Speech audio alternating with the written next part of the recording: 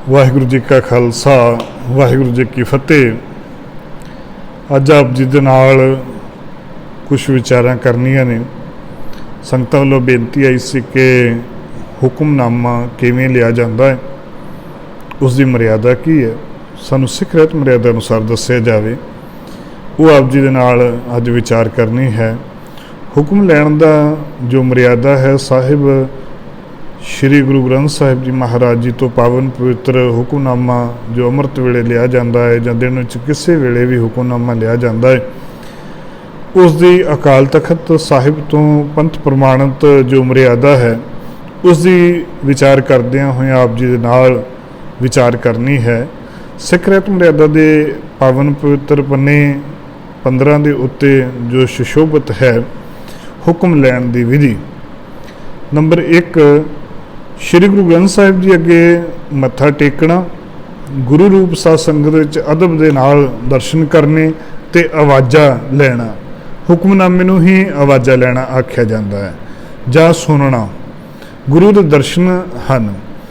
आम तौर के उत्ते कई बार गुरु घरां दे अंदर जो देखने का मौका मिलता है तो जदों कई बार की होंदा है कि जदों हुक्मनामा लिया जाता है सारी संगत उठ के खलो जाती है कि असीं गुरु दे दर्शन करने आ। जां कई थां भोले अणजाण इंसान की करते हैं कि दिन वेले जदों गुरु घर विखे ग्रंथी सिंह नहीं होंदे तो केवल रुमाला चुक्या जाता है तो नेत्रां नाल अखरां नूं शब्दां नूं देखिया जाता है तो उन्हें समझते हैं कि गुरु दे दर्शन हो गए ने। असल दे विच वो गुरु दे दर्शन नहीं हैं। गुरु दे दर्शन केवल तो केवल आवाज़ा लैना जां सुनना गुरु दे दर्शन हैं। गुरबाणी पढ़नी सुननी गुरु दे दर्शन हैं।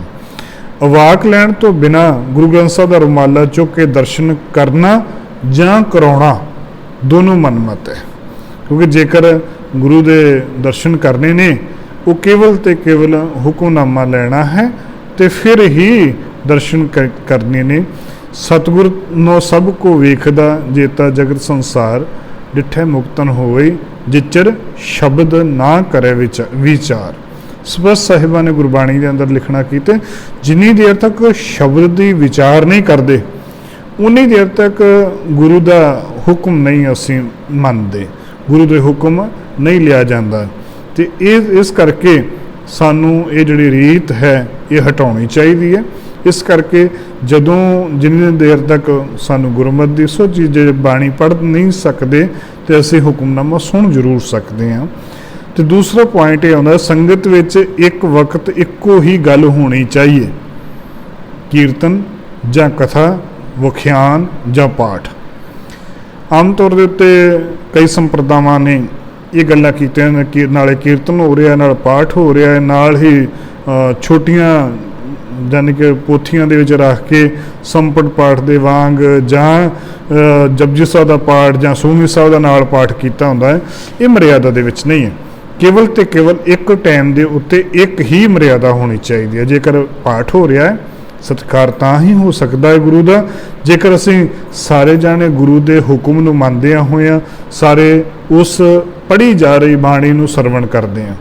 जेकर पाठ भी हो रहा नाल कीर्तन कर रहे हैं फिर ना तो सानू पाठ की सोझी पवेगी ना सानू कीर्तन की सोझी पवेगी। एक वक्त के उत्ते एक ही काम करना चाहिए है। यह सिख रहत मर्यादा दे विच साफ तो स्पष्ट लफ्ज़ों दे विच लिखिया होया है। तो साहिब अगलियां पंक्तियों के अंदर ये जिहड़ियां गल्लां करते हैं, दीवान समय संगत विच गुरु ग्रंथ साहिब ताबिया केवल एक सिख जिहदे विच मर्द जां तीवीं कोई भी हो सकता है बैठण का अधिकारी है। आम तौर के उत्ते कई बारी चौर साहब लै करके कोई भी आण के बैठ जाता है, लेकिन जो संगत का दीवान चल रहा होवे उदों संगत दे विच ताबिया दे उत्ते केवल तो केवल एक सिख ही बैठ सकता है। उहदे विच इस्तरी भी हो सकती है चाहे मर्द भी हो सकता है, कोई भी दोनों के विचों हो सकता, पर होवे वो खंडे बाटे का अमृत छकिया होया गुरसिख होना चाहिए है, वही ताबिया दे उत्ते बैठ सकता है। अगला पॉइंट है संगत नूं पाठ केवल सिख ही करके सुनावे, अपने लिए पाठ कोई भी गैर सिख भी कर सकता है। ये बड़ी थोड़ी ध्यान देने की जी गल है कि अपने वास्ते कोई भी कर सकता, गुरबाणी पढ़न तो किसी को कोई मनाही नहीं हैगी। हर कोई हिंदू मुसलमान सिख ईसाई कोई भी पाठ कर सकता है, लेकिन संगत दे विच जदों पाठ कीर्तन कथा की गल आउंदी है उस समय केवल तो केवल एक सिख ही कर सकता है, होर उस तो इलावा होर कोई नहीं कर सकता। ये तो पक्के तौर के उत्ते गुरु घर की मर्यादा बनी हुई है कि इस तो इलावा कोई भी होर नहीं कर सकता। हुण अगला मेन असीं जिहड़ी अज गल करनी है, हुक्मनामा लैण की विधि की है। आम तौर के उत्ते ਵੱਖ-ਵੱਖ संप्रदाय तरीके नाल ਵੱਖ-ਵੱਖ रूपां दे विच हुक्म लिया जाता है, लेकिन अकाल तख्त साहिब तो जो हुक्म लैण की गल आउंदी है, हुक्म लैण लगियां जिस समय जो प्रकाश होया हुंदा है तो सब तो पहला जो खब्बे पासे खब्बे हाथ तो लैके बिल्कुल उपरले पासे हुक्मनामा लैण लगियां खब्बे पन्ने तो उतले पासों पहला शब्द जो जारी हो रहा है वो मुड़ तो आरंभ करना चाहिए। जिवें एक किताब नूं असीं लै लैंदे हां, जिवें असीं इस किताब तो असीं हुक्मनामा लैण की गल करते हैं, जिवें ये चैप्टर जो है ये शब्द जो है पैराग्राफ ये इत्थों शुरू हो रहा है, बिल्कुल उत्तों नहीं हो रहा, इस तो पिछले पन्ने तो जो शुरू हो रहा है, जिथों ये पैराग्राफ शुरू हो रहा है भाव कि जिथों शब्द शुरू हो रहा उत्थों लिया जाना चाहिए, उत्थों वो हुक्म लेना चाहिए है। शब्द जारी हो रहा भाव कि आरंभ हो रहा होवे उत्थों मुढ़ तो पढ़ना चाहिए, जेकर नहीं तो पिछला पन्ना परत के जिथों वो शब्द आरंभ हो रहा है उस शब्द तो वो पाठ करना शुरू करना चाहिए है। जे उस शब्द का मुढ़ पिछले पन्ने तो शुरू हो रहा है, पन्ना परत के उस तो ही आरंभ करना चाहिए अते सारा शब्द पढ़ो। कई बार की हुंदा है कि शंत आ जाते हैं जिन्हां दे विच काफ़ी वड्डे शब्द होंदे ने, कई अष्टपदियां आईयां काफ़ी वड्डियां हो जांदियां ने ते वो किते विचकार नहीं छड्डणियां। जिथों शब्द आरंभ होंदा है अखीर तक जिहड़ी उहदी काउंटिंग आ गई है, जिहड़ी गिनती हैगी है, जदों पंक्तियां जिहदियां पूरियां हो जाण, जे 4 पन्नियां दा है 4 पंक्तियां दा है 8 पंक्तियां दा है 8 बंदां दा है, तो वो पूरे 8 बंद ही जां 16 बंद ही पढ़ने ही हन, वो पूर्ण मर्यादा अनुसार हैं। जे वो शब्द पिछले पन्ने तो आरंभ शुरू होता है तो उन्होंने पन्ने परत के पढ़ना है, शब्द सारा पढ़ो। जे वार होवे तां नाल पौड़ी भी पढ़ना शुरू करो।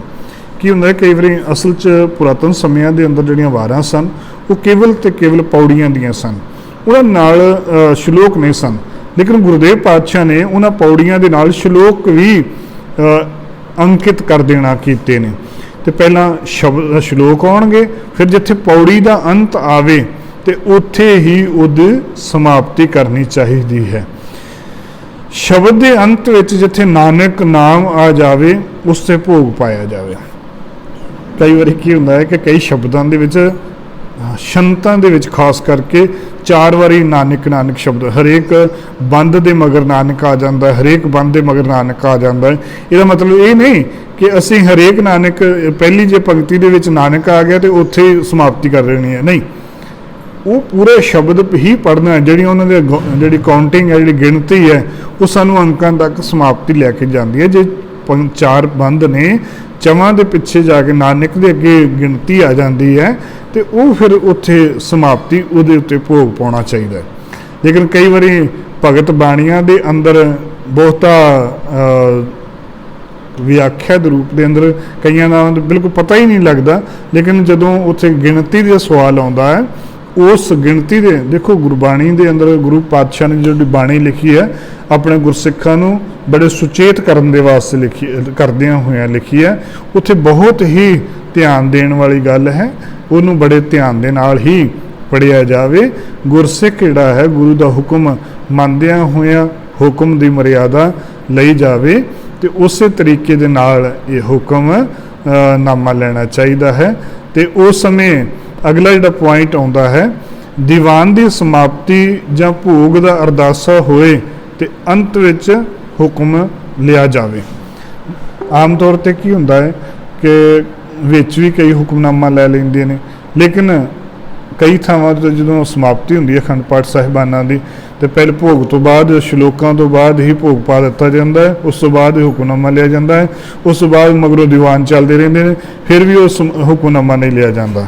ਆਂਦੇ ਵੀ ਅਸੀਂ ਭੋਗ ਵੀ ਲਾਤਾ, ਅਰਦਾਸ ਵੀ ਕਰਤੀ, ਦੇਗ ਨੂੰ ਵੀ ਲਾਤਾ, ਸਾਰਾ ਪਿੱਛੋਂ ਦੇਗ ਵਰਤਾ ਕੇ ਸਮਾਪਤੀ ਕਰਦੇ ਨੇ, ਲੇਕਿਨ ਇਹ ਮਰਿਆਦਾ ਨਹੀਂ ਹੈ।